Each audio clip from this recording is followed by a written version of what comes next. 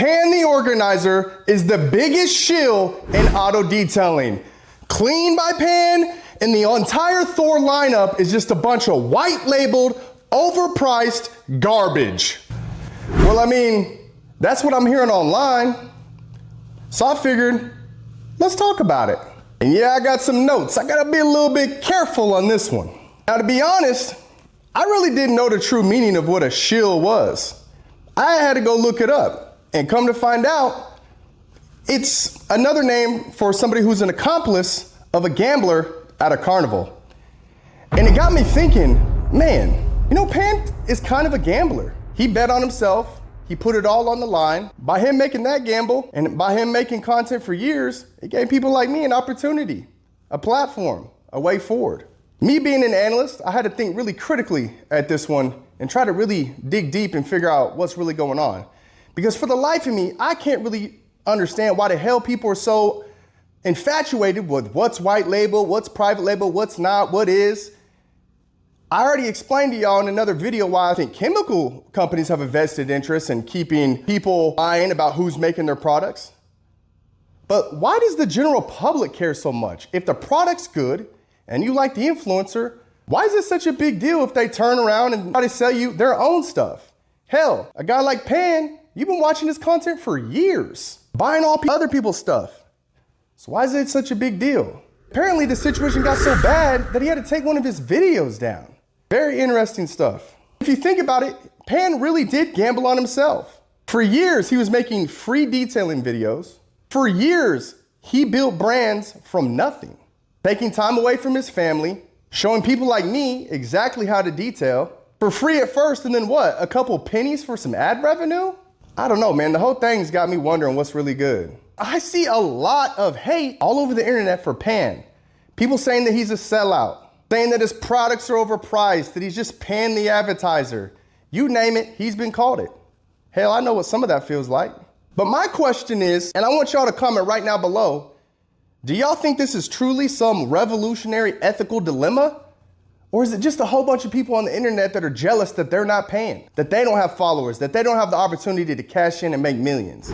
That's right, Pan has millions and millions of followers. People hate that. Like I said, he's the reason half of us are even detailing right now, man. Hell, I'm gonna be honest, he's how I really learned how to detail. Actually detail, not just cleaning cars, not just washing my car in the driveway. I remember studying some of his videos frame by frame, trying to figure out how to do a complete wash. Contact wash, decontamination. He gave me the lingos and the skills to basically be what I am today. Hell, I still remember going right down to AutoZone and buying Turtle Wax Flex Wax because Pan recommended it. And come to think of it, that was one of my first big videos that blew up. I think now we got 55,000 views on that video. I have him to thank for that. And I'm not scared to tell people about it. There's a lot of people that would sit there and lie and say, oh, I don't know who Pan is. I didn't learn nothing from Pan. That's a lie, man. I've always not had a problem saying the hard thing out loud. In fact, I want to show y'all something today that I came across when I was cleaning.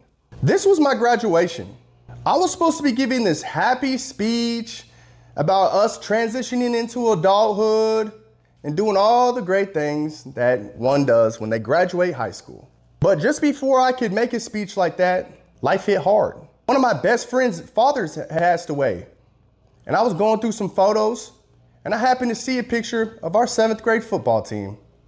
And when I looked down at that picture, I felt a tightness in my chest, and my stomach started to ache.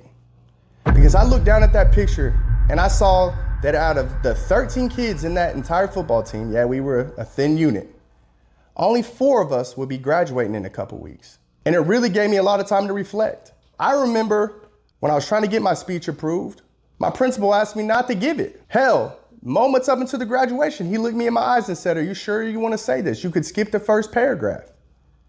I said, no, man, I got to tell the truth. You guys saved my life. That student body, they saved my life. See, I used to get in trouble every day. I got suspended in elementary school, I promise you that. So when I looked at that student body, I had a real understanding of just how blessed I was to be in that position. Because of that truth, those people helping me out, I was standing there that day and I had to let them know about it. It truly took an entire community just to raise me, to keep me on track and to get me on that stage. I don't know what Pan's motivation is, but I can tell you mine, and I don't think I've been completely honest with all y'all. So today, I'm gonna tell you about my personal motivations, and then we can get back to the rest of the story. I'm selfish. Yeah, I am. When I left the military, when my mental health was failing, and I was trying to figure out who I was, detailing pulled me out of the darkness. Detailing gave me purpose. Making videos like this, they saved me, and they saved my family, because we were in a rough spot. I sat back for years, and then I said, you know what? I'm gonna build that detail shop because I truly want something better. I got that opportunity because of a paid endorsement. Imagine that. Selfishness is not always the negative thing that you think it is.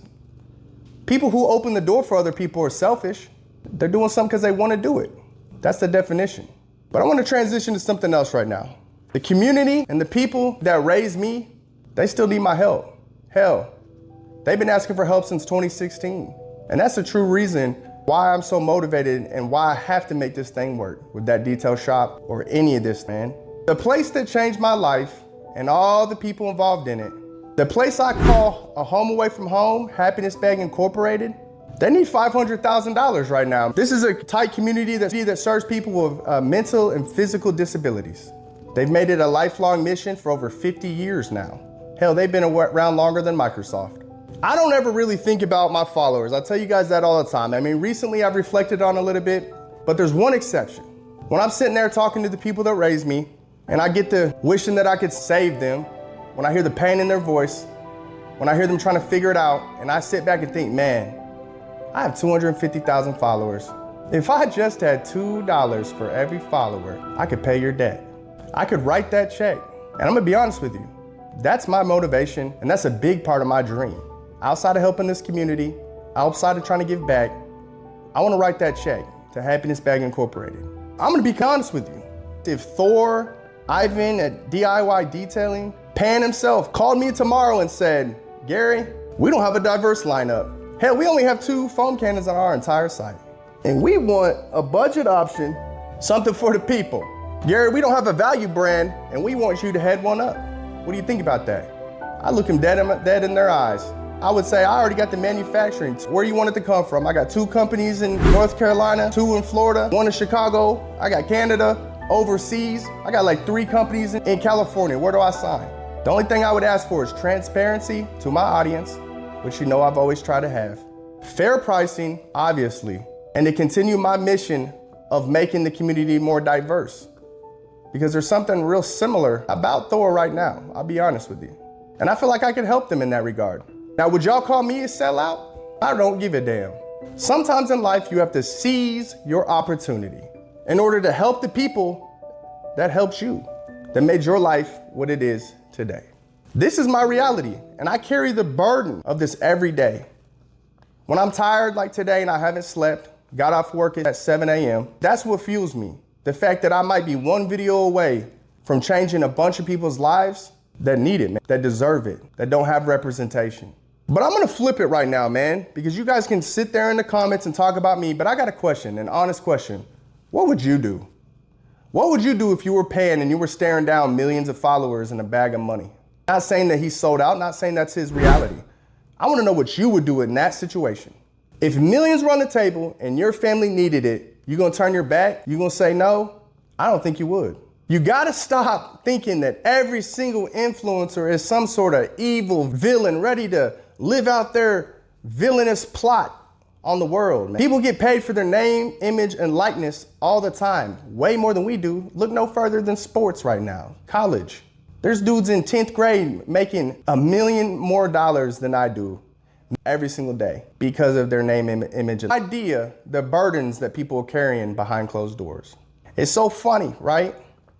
You go buy a Porsche, people say, oh, did you do that with your influencer money? You don't have a Porsche, you're broke. Well, why I got you here? I'm gonna ask, why not? I don't do this often. I'll be honest, it does feel a little bit weird, but I don't care.